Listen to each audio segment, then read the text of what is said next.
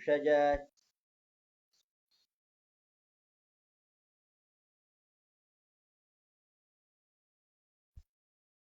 İndi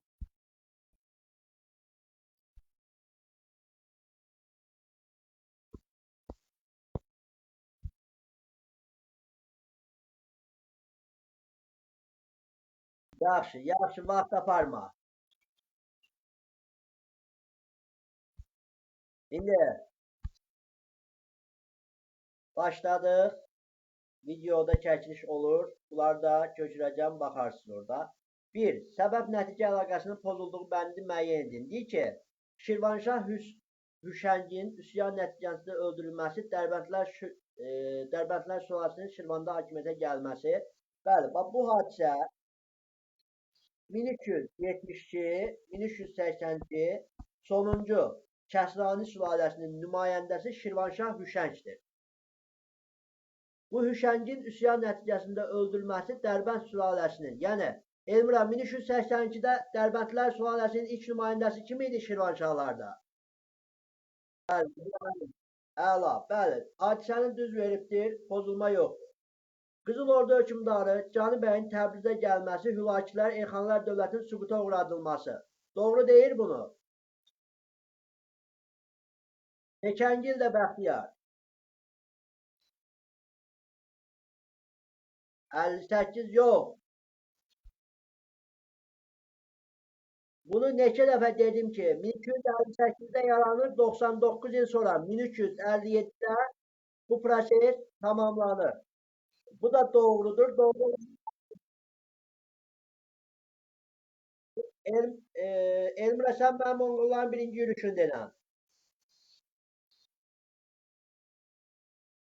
Bəli. Məsumə, sən mənə denən görək, bu Hülaki dövlətin yaranması kim tərəfindən? Yo, deyən görək, fikirləşdim Məsumə. Nə var?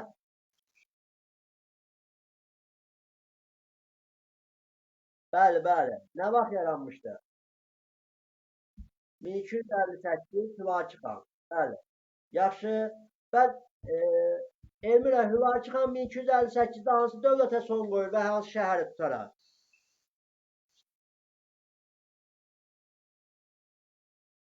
O, belə deyək də, Dərbənd Azərbaycan zaten sonra tutulur. Amma Hülaki xan hələ Dərbəndi tutmamışdı. Yadınıza salın görək. 1258-də hansı dövlətə son qoyulur?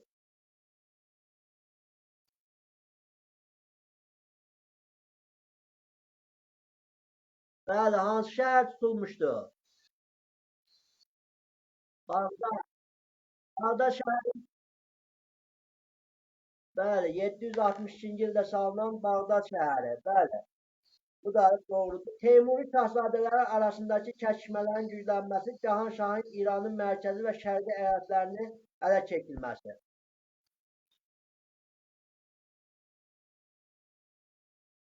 Aha, bir dəqiqə.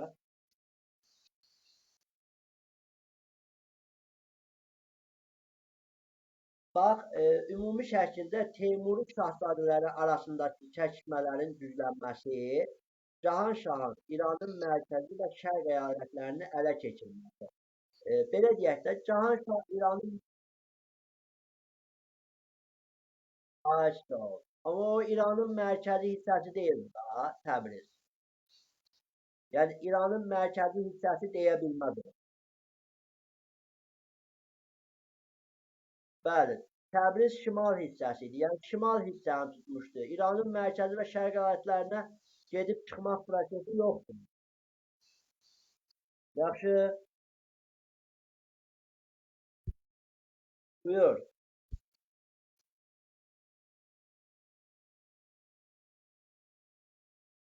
Azərbaycana muson gələ bilir.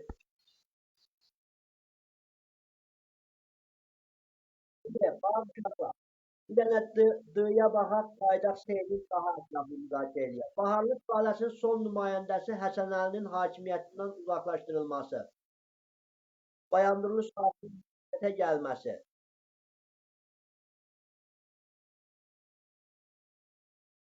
Bəli. Həqiqətən də uzaqlaşdırılırmı? Yəni öldürülür da, belə deyək. Bəli. Yəni öldürülmə hakimiyyətdən getməsi deməkdir. Yerinə də Bayandur sülaləsi. Bayandur sülaləsi hansı dövlətindir? Bəli. Neçənci ildə Elmira? Ay Elmira, 1200 nədir? Diqqətli ol. Bilmədiyinizdə deyirəm hə. Sadə şeylərdir. Sonra Otluqbeyli döyüşü baş verməsi, Osmanlı qoşunun Azərbaycan şəhərinə daxil olması. 2 dənə döyüş var idi bu ildə.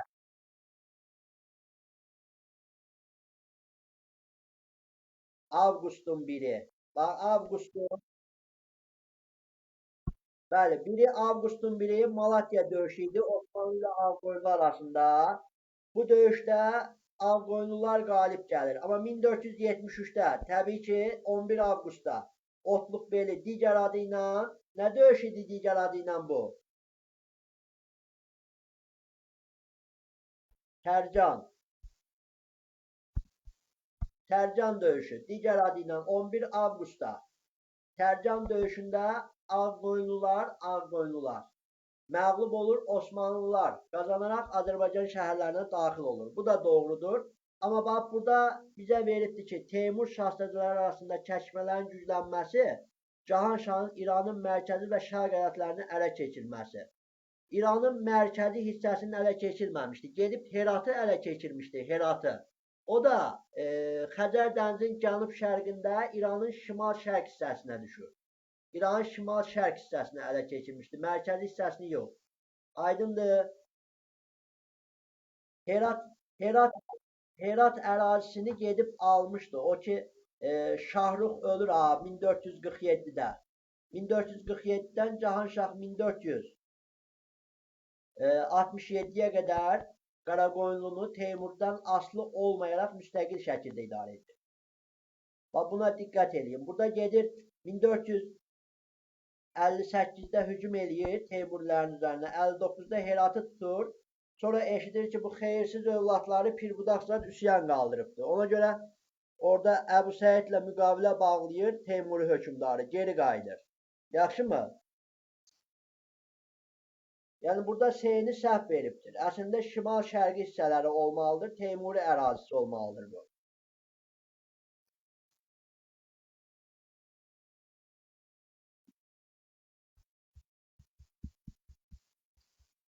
Keçid aldıq, növbəti hissə.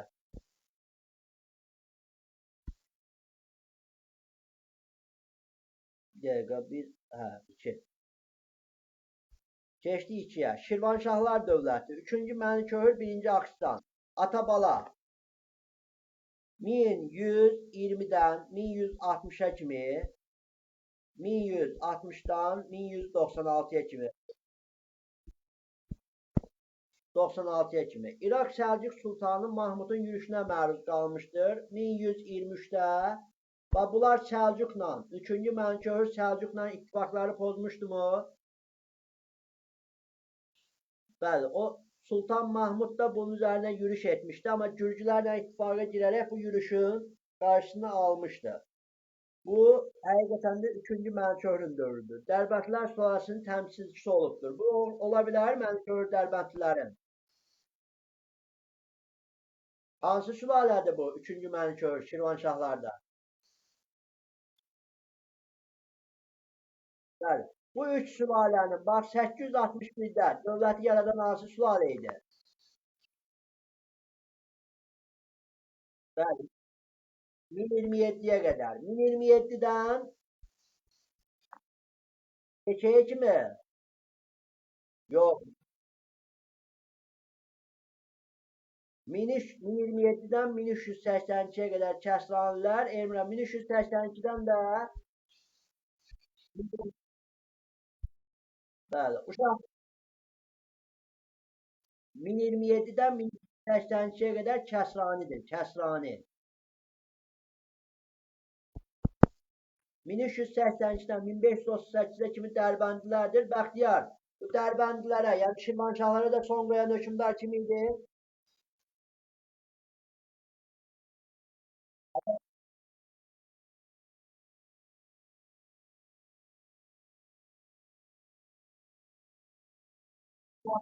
Kimin adını çəkirəm o danışsın. Yaxşımı? Elmira ilə siz onsuz da qırışırsınız bütün günü.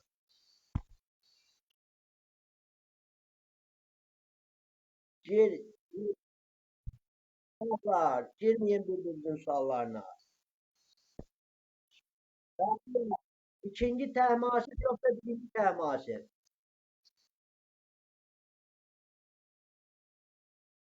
Aha, Tərlan da burada.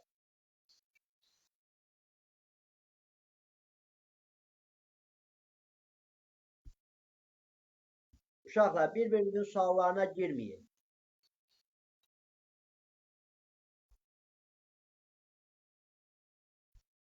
İndi, bəli, demək, üçüncü Məniköhürdə, birinci Axistanda özləri zaten Sey hökmdarıdır. Kəsrani sülaləsinin hökmdarlarıdır. Şirvanşahlar dövlətində Kəsranilər. Amma Məniköhürü Dərbəndliyə veribdir. Dərbəndi 1382-dən başlayır, İbrahimin dövründən. Onda təbii ki olmaz buna. Amma anı götürdük. 1125-ci ildə Şirvanın tam müstəqilliğini bərpa etməsi. Bəli, elə bir ki, Səlcuqun tərkibindən Şirvan çıxır, müstəqilləşir. Yaxşımı? Çünki artıq Səlcuqlarla ittifaqı pozmuşdu. O Səlcuqların tərkibinə Şirvanşahlar dövlətinin düşməsi nə vaxt idi? Yada salın. Bəli, Səlcuqların tərkibinə Şirvanşahlar dövlətinin düşməsi 1066-dadır. Bəli. Bəli, o da ümumi tarixdədir. Hastik döyüşü. Bəxtiyar. Yox, Məsumə, 1066-da Məsumə, 1066-da Səlcuqlarda hansı hökmdardır?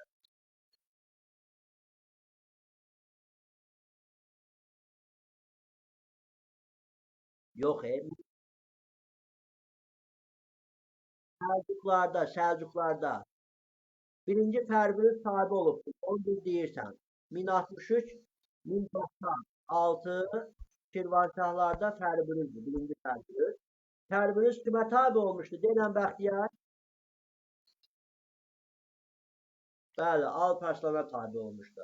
Amma artıq Sultan Səngərin dövründə zadda və İraq Səlcuq Sultanı Mahmudun dövründə Gürcülərlə ittifaqı girək, onlarla ittifaqı pozur. Səlcuqların hakimiyyət altından 1325-də çıxır. Yaddan çıxartmayın. Oldu? Bəli. Demək, ASE'ni birə götürəsiz. Axistan. Dövlətin yaradılması. Axistan dövləti yarada bilər. Getdi. Paytaxtın Şamaxıdan Bakıya köçürülməsi. Bu hadisə haqqında Elmira danışır bizə.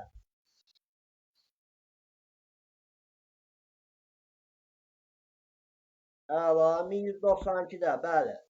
Şamaxıda zəlzələ olunur. Elmira, Şamaxıda ən güclü 9 ballıq zəlzələ qrupuna daxil olan rayonlarımızdan biri idimi? Bu da bizə coğrafiya. Bəli, bu da bizə coğrafiya. Əla.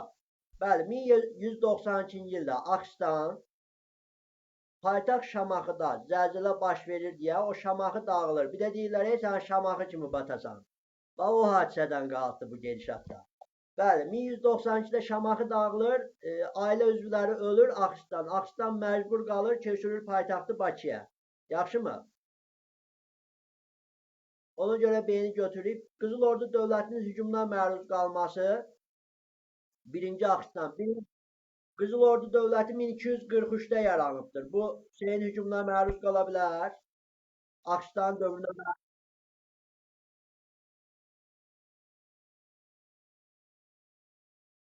Qızıl Ordu yazıb baxın.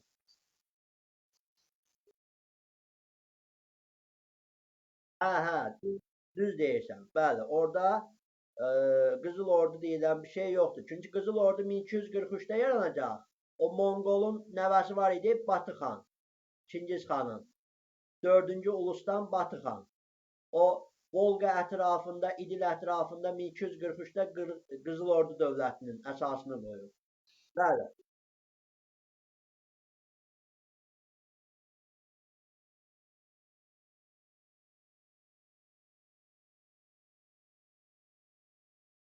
Saray Batı. Ona görə Qızıl Ordu Axşıstanın dövründə Şirvanşahlara gəlməyibdir. Bunu da götürə bilmərik. Çünki Axşıstanın dövrü 1160'dır.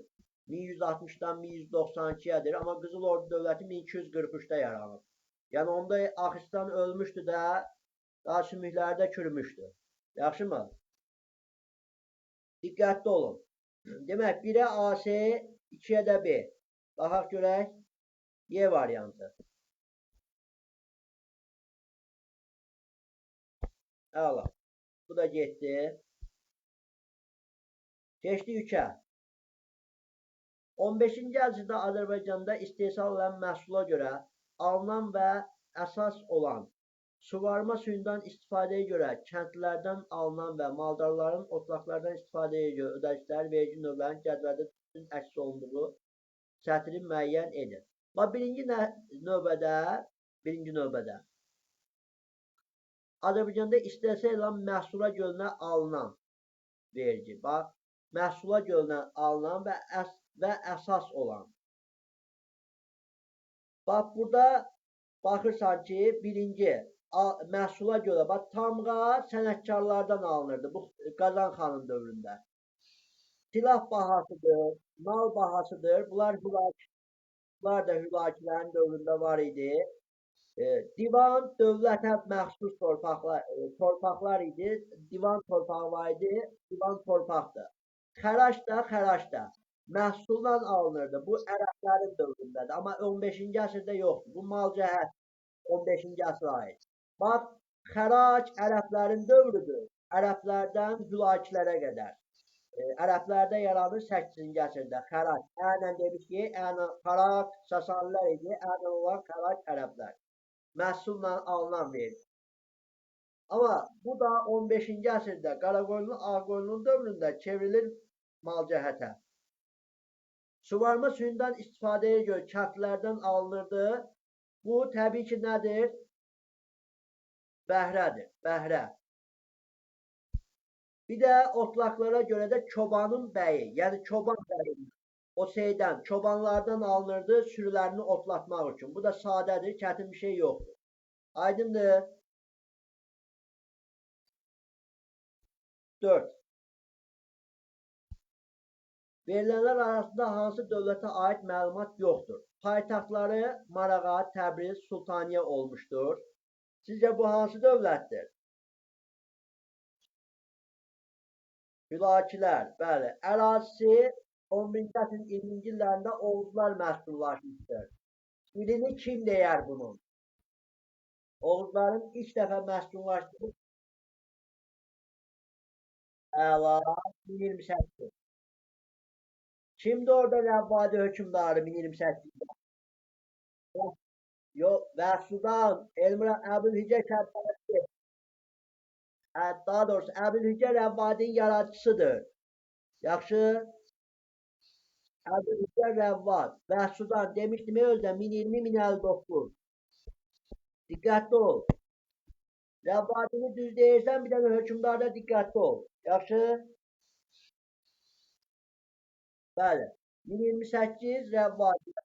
Hülaki də getdi, Rəvvadi də getdi. Slavyanlar 944-cü ildə Bərdəyə qarətçi yürüş. Bərdə 944'də hansı dövlət mövcud idi?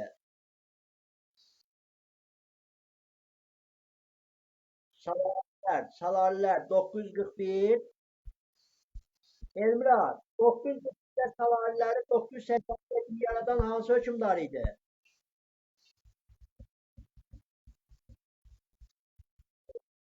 Salariləri yaradan hökümdar.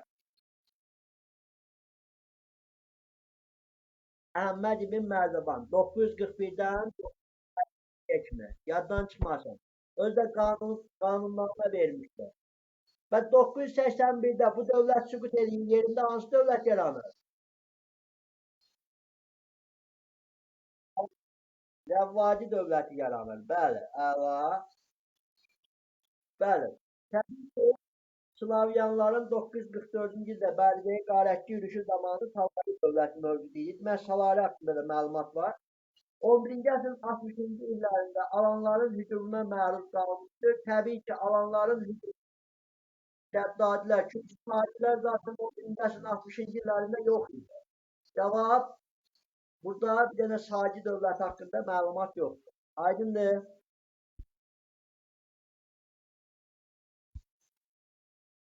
Hülaki dövlətinin mövcudluğu ili. Hülaki dövlətin illərini deyək. Əla. Bax, birinci həmişə sualı gördünüz. Başından bunu qeyd eləyin, onunla gedin. Elmira, Əmir Teymur Terek çay sahilində döyüşdə toplandı. 1395. Bəli, bu düşməz. Getdi.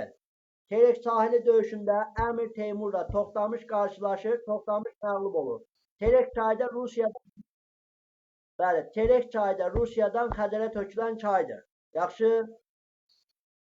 Hə, geçək ikinci bir sual. Kormoğun bir imkan ver də sual axıra kimi oxuyun. Hə. Kormoğun Moyonun başçılığı ilə Monqolların Azərbaycana hücumu, afərin sizə uşaqlar. İnşallah ki, yaxşı bir nəticə ilə gələsiniz. Allahın köməkliyi ilə. Kormoğun, buyur.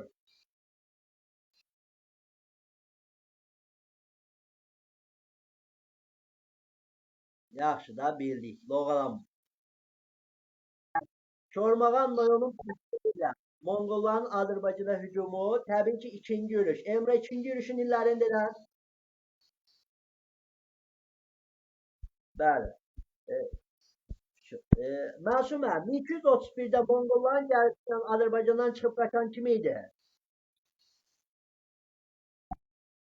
Bir dayan.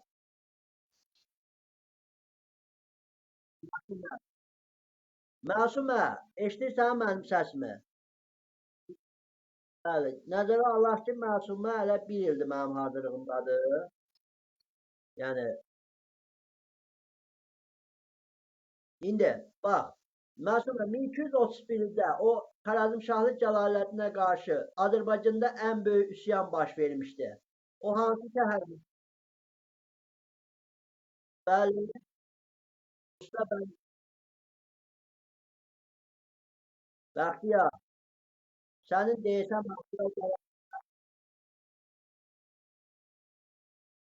Məsumə davam elə.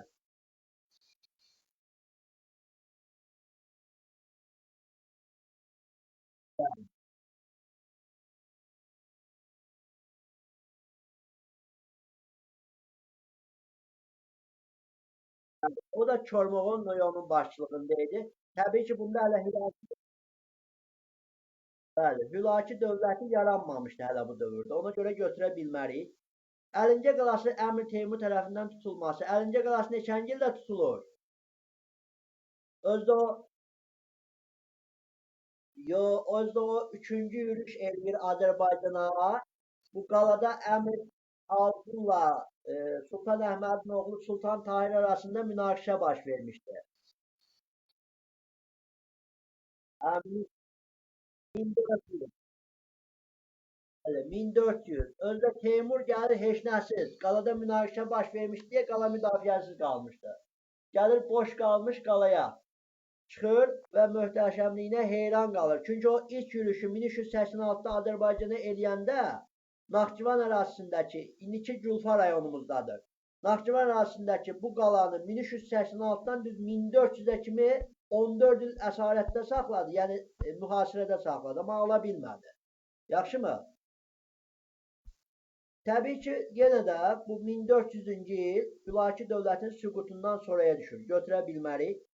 Sabutay və Gəbənin başçılığı ilə Monqolların Azərbaycana yürüşü. Bəxtiyar, bunun məqsədi nə idi? Sabutay və Gəbənin başçılığı ilə yürüş. Burada əsas məqsəd kəşfiyyat məqsəd güdürdü. Şamaxını tutmaq istəyirdilər. Axırda Şamaxını dağıdırlar. Axırda da Dərbətdən çıxıb gedirlər. Bəs deyin mənə görə bu neçənci yürüşdür Subutay və Gəbənin başçılığı altında? Bəli. 1222. 1222. 1220, 1222. Tərlan buradasan sən də.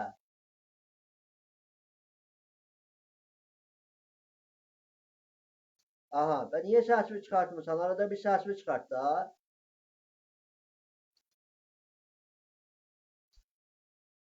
Yaxşı. Hə, mənə bir nəfər kim Məhəmməd Olcaytunun mərkəzi hakimiyyət daha da qüvvətlənməsi, hakimiyyətini deyər. Məhəmməd Olcaytun. Kim idi və hakimiyyət illəri? Denən. Aha. Qalanı Qazan xanın davamçısı. Qazan xanın islahatların davamı aparıb ölkəni müəyyən qədər bu da şeydən xilas etmişdi.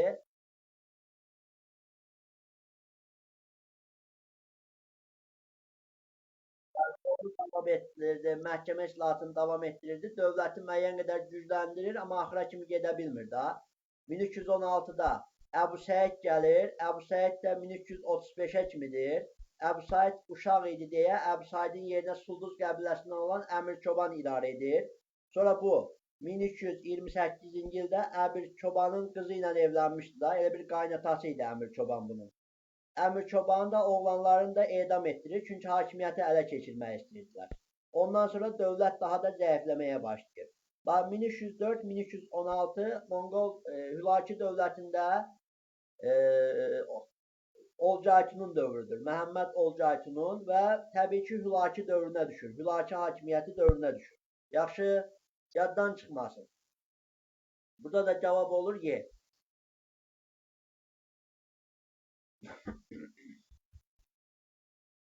Uşaqlar, 1-ə 10 dəqiqə işləmişə kimi davam edəcəyik. Telefonu da söndürən kimi hamı yatmağa. Daha telefon qurdalayım, nə bilim nə eləyim, istirahət edirsiniz, səhər tezdən durub dərsimizə. Yaxşımı? Bəli. Hadisələrdən hansının yerləri dəyişdirilərsə, Şirvanşahlar dövlətinə aid xronoloji ardıcıllıq düzgün olar. Baş Şirvanşah 1-ci Fərəbuzun Səlcuq Sultanının ali hakimiyyətini qəbul etməsi. Şirvanşahları Səlcuqun tutması nə vaxtdır? Bəli. 1066. Şirvanşahlar 918. Sonra kim idi bunu köçürən?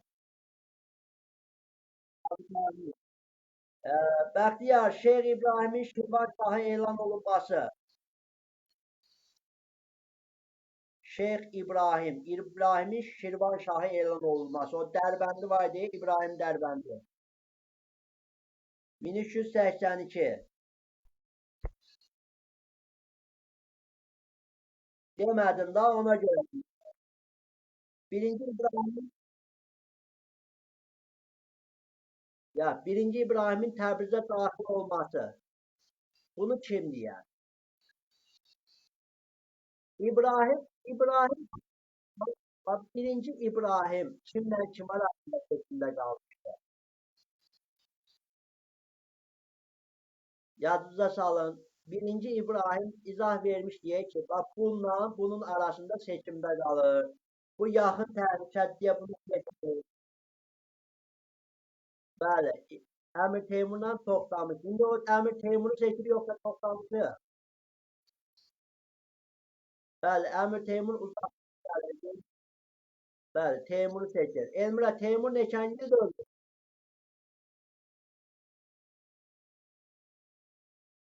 Bəli, özü də qul kimi təzim eləyirdi ki, Azərbaycan idarəsinin ona Azərbaycanı süquta uğratmasın. Bəli, bu da sizin üçün bilmirəm, mənim üçün böyük şərtlərdən biridir. Çünki Azərbaycan bugünkü gündə var olmasının səbəblərindən biri ola bilər. Həmən bu insan. Ay, sağ ol. Bəli, indi Elmira, Teymurun ölümü nə vaxtdır? Bəs Məsumə, Teymuri dövlətin yaranışını bilirsən Məsum?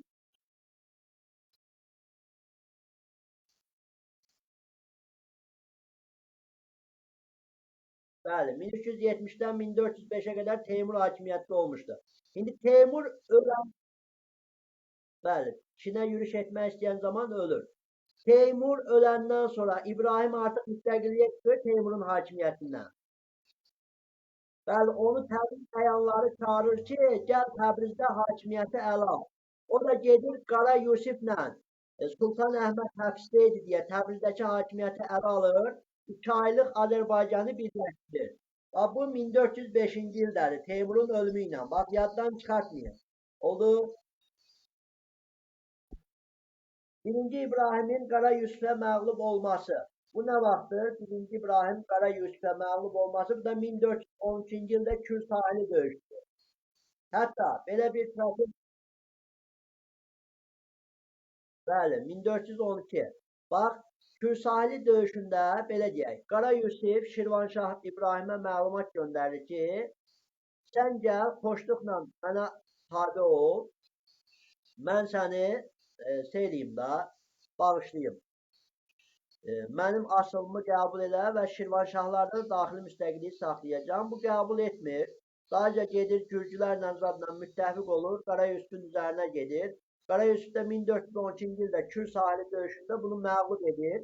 Və məğlub etdikdən sonra Təbriz əyanları, Şirvan əyanları çoxlu pul yığaraq İbrahimi azad etmək üçün Qara Yusiflə görüşürlər. Qara Yusif də bu şeyləri görür ki, əhali çox razıdır bundan. Onu xilas edir, amma xilas edəndə onu yanında oturur, qədəvinə şərab töküb bitirdirir və danışır ki, sən bu gündən sonra Şirvanın hakimiyyətini davam etdirərsən, amma yenə də mənim asıllığımda davam etdirərsən. Və bu hadisə 1413-cü ildə yaşanıbdır, yaddan çıxmaz. İndi burada hansı hadisələrin yerini dəyişək? Ardıcıllıq yox. Bəli, birlə iki. Biri başa verməliyik 918'dir. 1066 aşağı verməli. A variantı.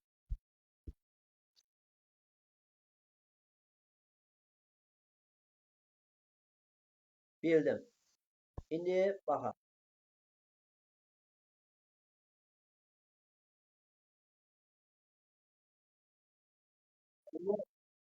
Uşaqlar, bunu yəni belə deyək də, bunu ancaq əzbərləmək. Bunun başqa bir yönü mən sizə deyim ki, var, yoxdur. Yəni bunu başqa yönü yoxdur. Sadəcə məsəl üçün burada görürsünüz Marağadakı Göy Günbəz türbəsi ad veribdir.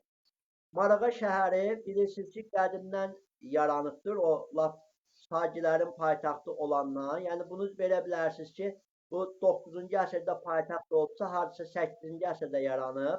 O Göy Günbəz türbəsi də təqribi 8-ci əsrədir.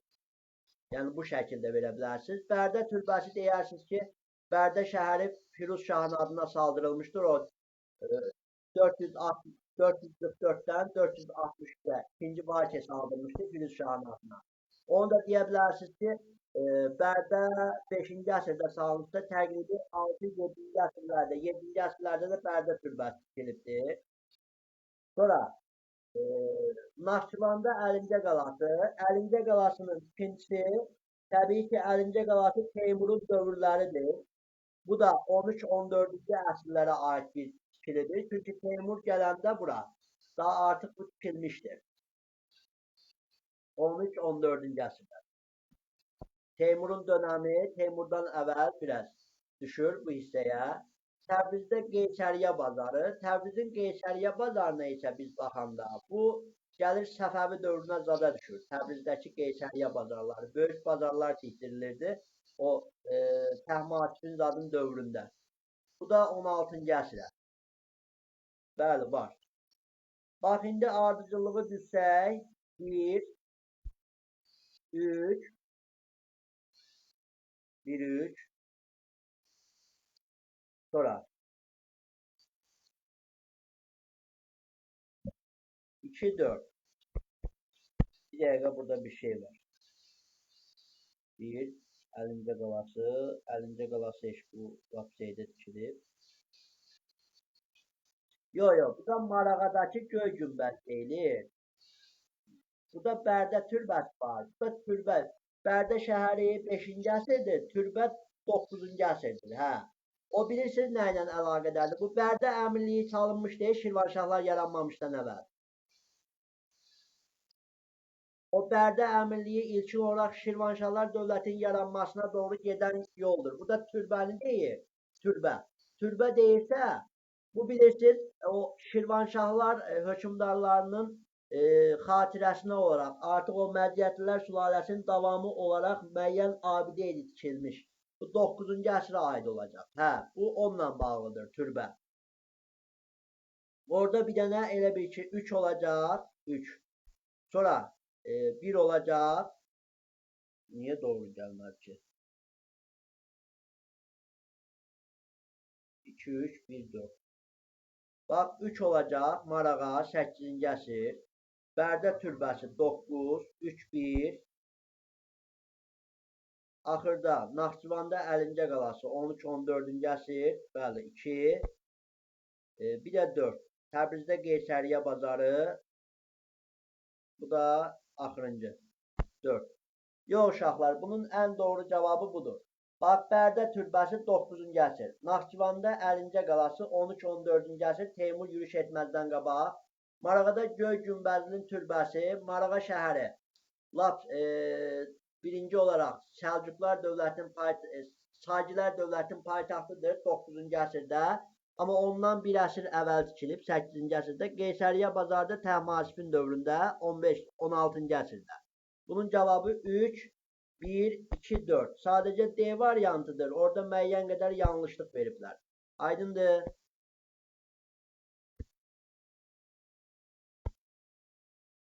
Hülakilər dövlətinin 14-cü əsr tarixinə aiddir.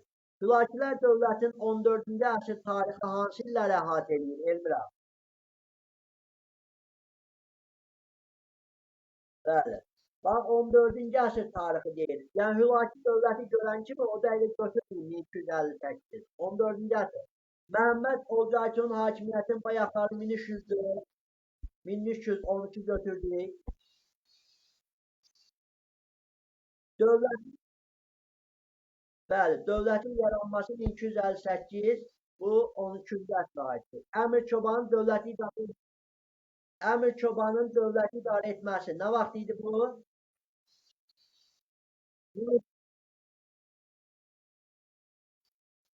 Əbül Çoban Əbu Saiddən sonra gəlmirdi.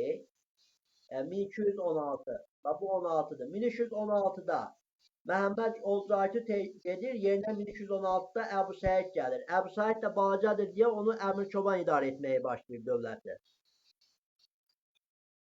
Qızıl Ordu bəli, Qızıl Ordu dövləti ilə müharibə Qızıl Orduda 1318'də. Onlarda Qızıl Orduda Özbək xan var idi. O da hücumlar eləyirdi bura. İlk dəfə Qızıl Ordu. 1357-ci ildə də Qızıl Orduda hansı hökmdar idi hücum eləyib bu dövlətə son qoyur? Yox. Özdə oğlu Bərdi bəyi burada qoyub gedir.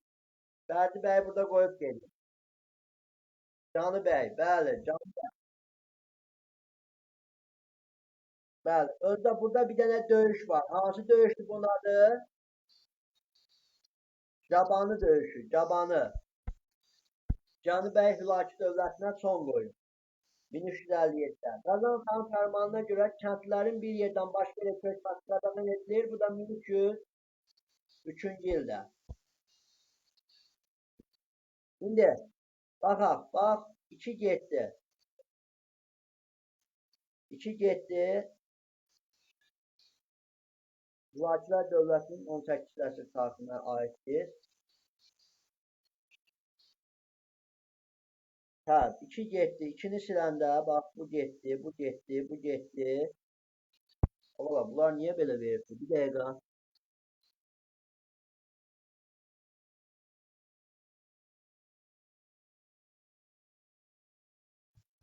Qızıl Ordu dövləti ilə mübarizənin başlaması. Hə, uşaqlar, burada hansı proses var? Yo, yo, o da doğrudur. Orada da problem yoktur. Məhəmməd Olcaytun hakimiyyətini 1304-16 qazandıqdan sonra bu bitir. Əmir Çobanın dövləti idarə etməsi bu Əbu Səid gəlir 1316-da Məhəmməd Olcaytundan sonra. Əbu Səid balaca idi deyə Əbu Səidin yerinə bu idarə etməyə başlayır. Bu da doğrudur. Qızıl Ordu dövləti ilə mübarizənin başlaması bu 1318'dədir. Əmir Çoban idarə edirdi və Qızıl Ordu dövlətində də bu dövrdə yürüş eləyir. Hülakülərin əlindən Azərbaycanı almaq istəyir.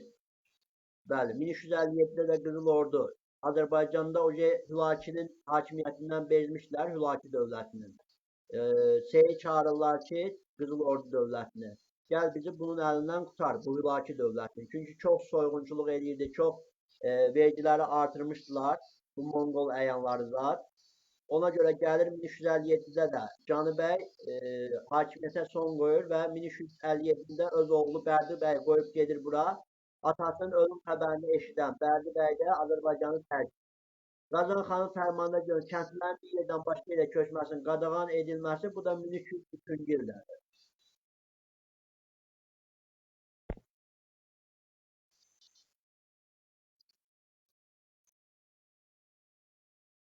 Yox, burada iki cavab var uşaqlar. Oldu. Cavabı səhv verir. Yaxşımı? Bir də burada düşməyən 2-dir. Yəni texniki səhvdir da ola bilir. Oldu. Daha geniş olmuştur. Mənə Şeyx Üveysin kim olduğunu deyin. Şeyx Üveys. Kim deyər? Hakimiyyət illəri Şeyx Üveys.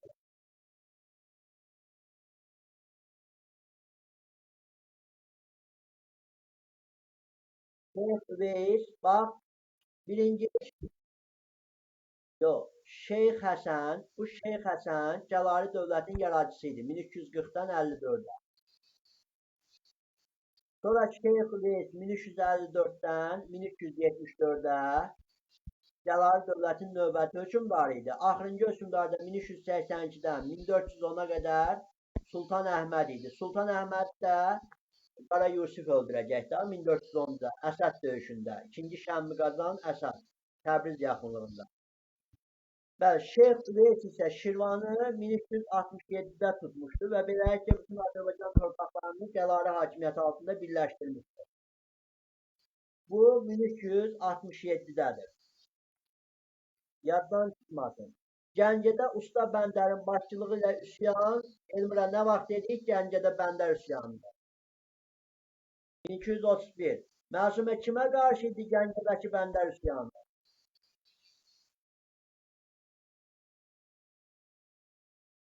Yox, 1231-dəki Gəncədə Usta Bəndər üsyanı. Yaxşı yadasaq? Niyə Monqolları? Cəlali demirsən ona. Xərəzmşahlı cəlalətinə qarşı. Yaxşı. Ağsunqurlar dövlətini süqut etməsi. Ağsunqurların ümumi mövcudluq illərini kim deyər? O Marağada hakimiyyətə gələn Ağsunqurilər. 1108, 1227. Bunu 1175-də Şəmsəddin Eldənizin oğlu Cahan Pəhləvan 1175-də Təbrizdəki hakimiyyətləri zamanı Təbrizi bunların əlindən aldı. 1227-də də həmən o Xərəzmşahlı Cəlaləddin bu Ağsunqurilərin Təbrizdəki hakimiyyətinə tamamilə son qoydu. Süqut etməsi 1227-dədir. Azərbaycan Monqollar tərəfindən işğalının başa çatdırılması. Bu hansı şəhərlərin tutulması ilə idi? Monqollar tərəfindən başa çatdırılmaq. Bəli, nə vaxt idi bu hadisə? Bəli, 1239. Əla. Şirvanşah 1-ci İbrahimin Təbrizə daxil olması. Kimin ölümündən sonra Şirvanşah? Bəli, 1405 Onun ölümündən sonra. Bu da eləyir. Baxaq, daha gec olmuşdur. Daha gec olan təbii ki, hansı olacaq? Y variantı 1405.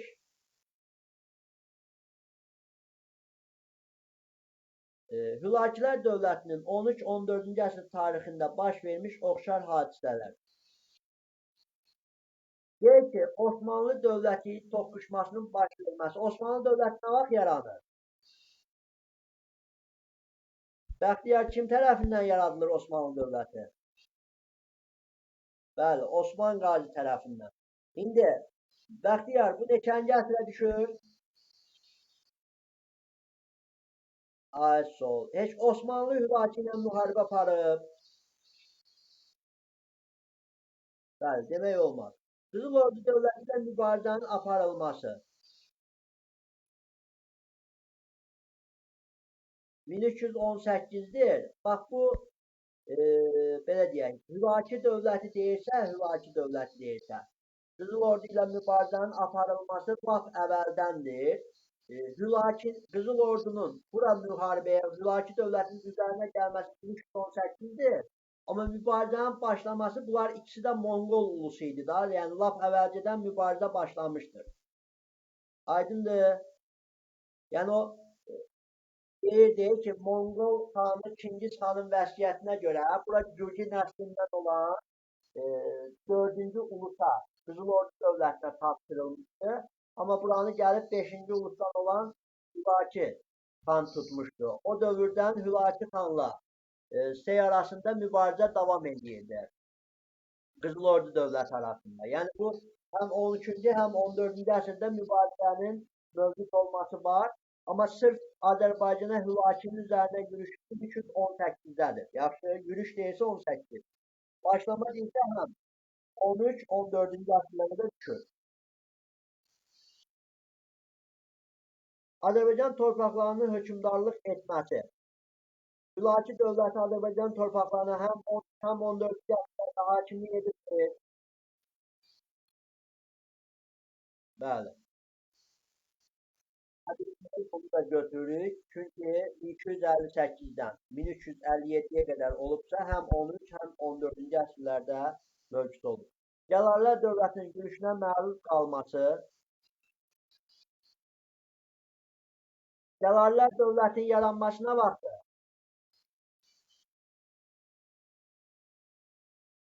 Bəli, 1340, 1400. Bəli, Gəlarilərin Hülakilər üzərinə yürüşü yəni 14-cü əsrdədir. 13-cü əsrə düşməz. Aydındır, bu da götürülmür. 2 ilə 3 yəni ortaq cəhət oldu. Aydan burada 5 dəqiqəyə dayandırırıq. Aydan buradasan, Aydan.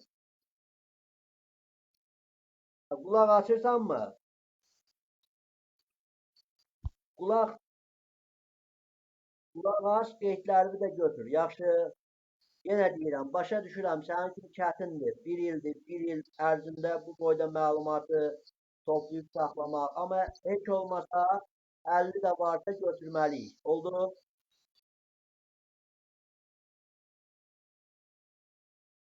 İndi bu da getdi.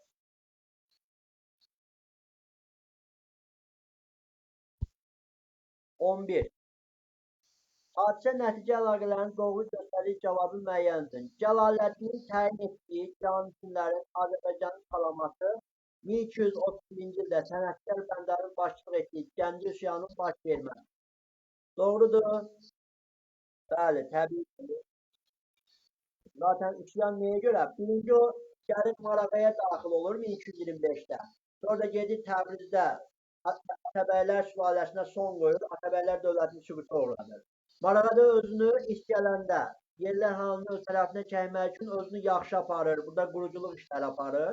Sonradan isə yavaş-yavaş axıra yaxın başlayır əhaliyə qəddar davranmağa. Ona görə də əhali ona qarşı üsyan qaldırır. Qızıl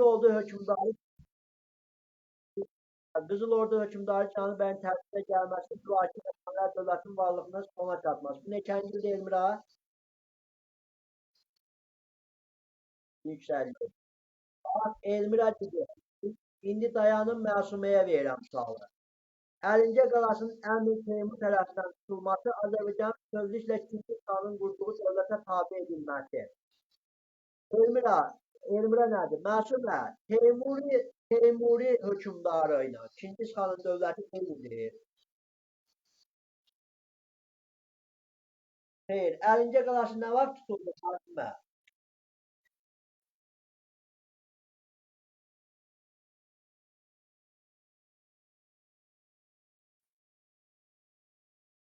Bax, gəl belə deyək, gəl hissə-hissə gedək. Bax, Teymur Azərbaycana birinci yürüşünü xatırla.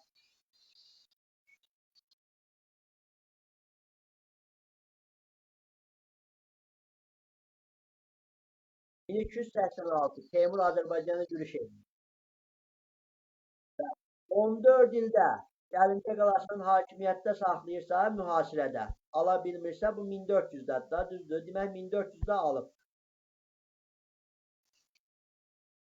Bəli. Amma təbii ki,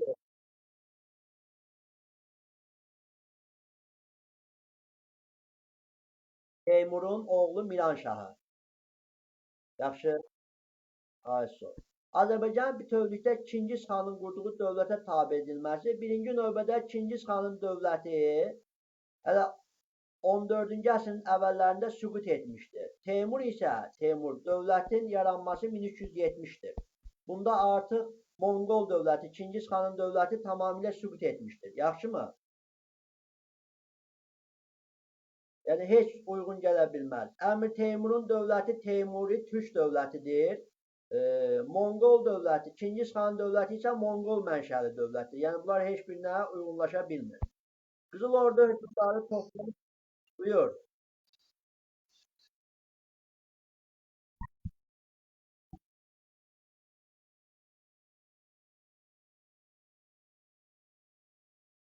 Sənin başın bax. Götürüb getmədin. Sabahların birinci gündür. Qrupa da atmışam mən.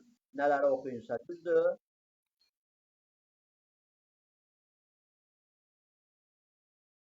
Yox, 42-yə qədər yox. 42-yə qədər yox, o keçən dəfə idi. Biraz artıracağım.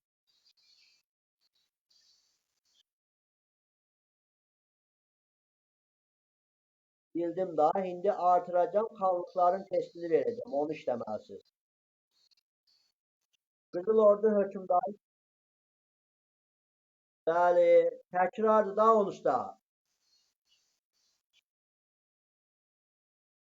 Heç nə olmaz. Oxuyub işləyərsiniz. İşinizin adı nədir sizin? Oxumaq. Yoxsa məktəb vaxtıda ölür. Məktəb vaxtıda ölür. 22 gün qalıbdı, ondan sonra gəlib rəqsimizi adınızı eləyərsiniz. Adam əsəb edirlər. 22 bıraxacağım sizi. İnsan kimi 22-nə kimi oturun dərsinizi normal oxuyun, ondan sonra söyləyin. Bu boyda əziyyət var. Qızıl Ordu hökmdarı Toxtamış xanın Azərbaycana yürüş etməsi. Bu da 1385-dədir. Elmira, Toxtamış niyə Azərbaycandan çıxıb qaçır? Bəli, Teymur gəlir. Əla. Elmira, Şirvanşahlar dövlətin süquta uğraması olar Toxtamışın yürüşü ilə.